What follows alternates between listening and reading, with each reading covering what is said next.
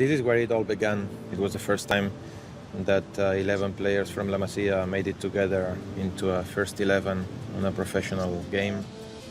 The generation of '87 was, I think, unbelievable. I didn't realize at the time. If you look at the first team in that period when Messi and Gerard Piqué and Cesc were actually making a name themselves with the under-14s, made what it is considered the generation of '87 one of the best ones in the history of La Masia.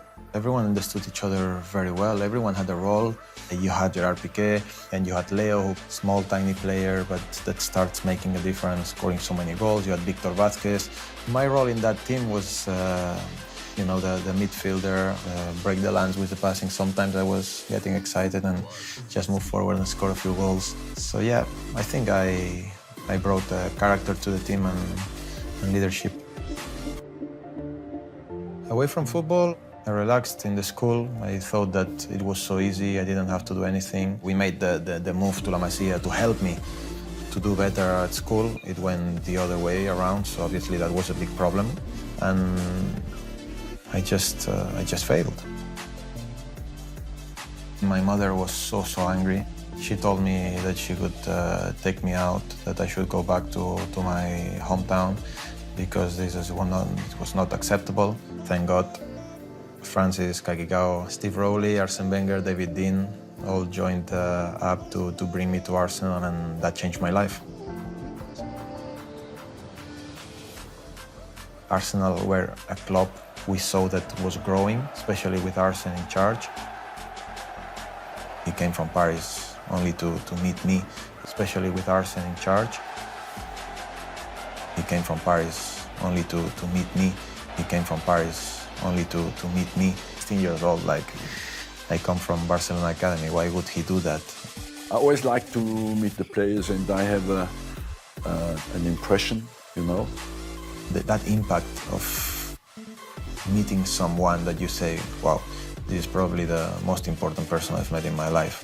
This was the first reaction I had, you shake hands and you're like, wow, I'm somewhere I've never been before.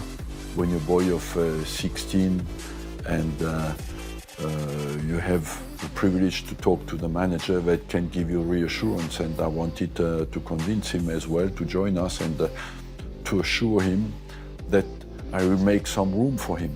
I felt something when I was talking to Arsène that made me feel deep down that they really believed in me, that they were just not talking to talk, that they were actually... Gas, Messi and Piqué. Piqué in the end decided to go to Man United. Fabregas decided to join us, and Barcelona kept Messi, of course, and that's how it happened. At 16, maybe not all of us are ready for it, but certainly it seemed to be. And at that point, there was a maturity and a confidence that I think it was identified straight away from Arsène Wenger. Such an amazing day in London. It was incredible. Sunny, hot, and I was like, wow, I didn't know after that it would be raining all day, every day. I saw Noreen, the landlady where I could be living with.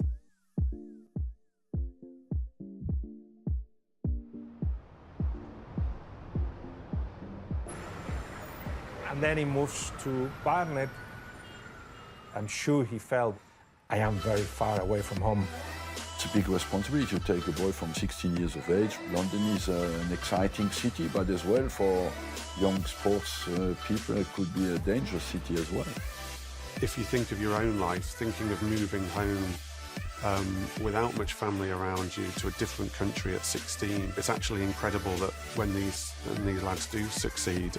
When I moved, I just went with 2 luggages. There was no computers, there was nothing special like nowadays. He would be in his room, which was like, he told me, 3 by 2 meters, not much bigger than that, with his stereo, listening to music, but he was looked after.